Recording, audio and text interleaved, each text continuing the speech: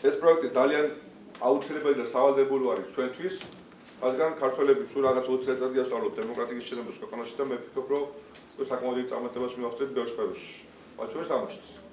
Our goal was to develop a student course which will provide students interested in particular topic, citizenship and democracy, to develop skills and knowledge about civic life in Georgia. And I want to thank you very much again for the opportunity to address you and to say, and I'll say that Caucasus University was an excellent partner in this process.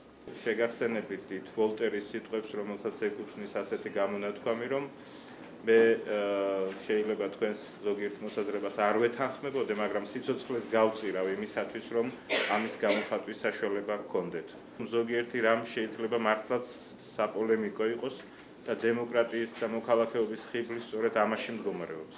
და ერთ-ერთი აქციის დროს, როგორც ამ სექს მუშაკთან საუბრისას აღმოვაჩინეთ, თვითონ ეს სექს მუშაკი 22 წლის ბიჭი, ანუ სასტიკად იყო ნაცემი და საავადმყოფოში მიყვანის შედეგად, ანუ მას არანაირი დახმარება არ გაუწიეს ცოტა ხანი, იმიტომ რომ ის იყო გეი.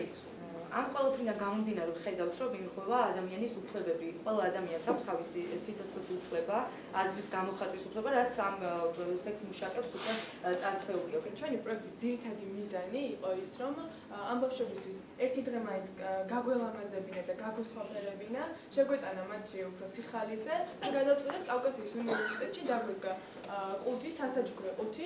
ეხლა განვიხილოთ ის, თუ რაც იწვევს განათლების უფლების შეზღუდვა. ადამიანს როდესაც შეეზღუდება, ან შეუზღუდავენ განათლების უფლებას და ეს არის სკოლის მოსწავლე, შესაბამისად ის ვერ აიღებს ატესტატს. ამის შედეგად მას არანაირი საშუალება არ ექნება, რომ ჩააბაროს უმაღლეს სასწავლებელში და მიიღოს უმაღლესი განათლება. შენი აზრით ამას არ მიაღწევს ეს ხო იარლიყია, რომელიც ეძებს ადამიანს და გვახსენა, რომ როდესაც ანუ დაახლოებით 2003-2004 წლიდან ანუ თანდათან უფრო და უფრო მცირდება ძალის გადამეტება. აუცილებელია გამოვყოთ 2010 წელს დაგეგმილი და უკვე 2011 წელს დაპროექტებული განრიდების პროგრამა, განრიდებისა და მედიაციის. ეს გახლდათ სტუდენტთა სოციალური პროექტები, რომელიც გაერთიანდა მე საქართველოს მოქალაქე ვარ პროექტთა პრეზენტაციათა ერთიანი ქოლგის ქვეშ. პროექტის განხორციელება მიმდინარეობდა სასწავლო კურსის, საბაკალავრო სასწავლო კურსის დემოკრატია და მოქალაქეობის ფარგლებში.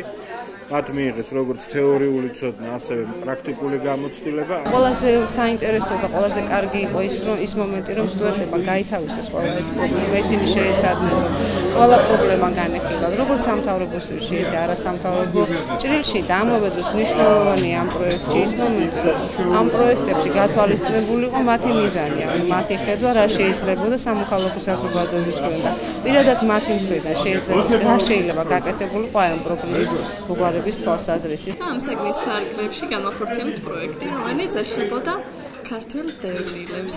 და ჩვენ შევისწავლეთ მათი მდგომარეობა, დღესდღეობით და პრობლემები. და ჩვენ ვფიქრობთ, რომ ძალიან დიდი გამოცდილება მივიღეთ ამ პროექტით, იმიტომ რომ ბევრი რაღაც ვისწავლეთ, ხალხთან ურთიერთობას მივეჩვიეთ, ჟურნალისტური უნარები შევიძინეთ და ვფიქრობ, რომ ეს გამოცდილება მომავალშიც დაგვეხმარება ჩვენი სამუშაოების შესრულებისას.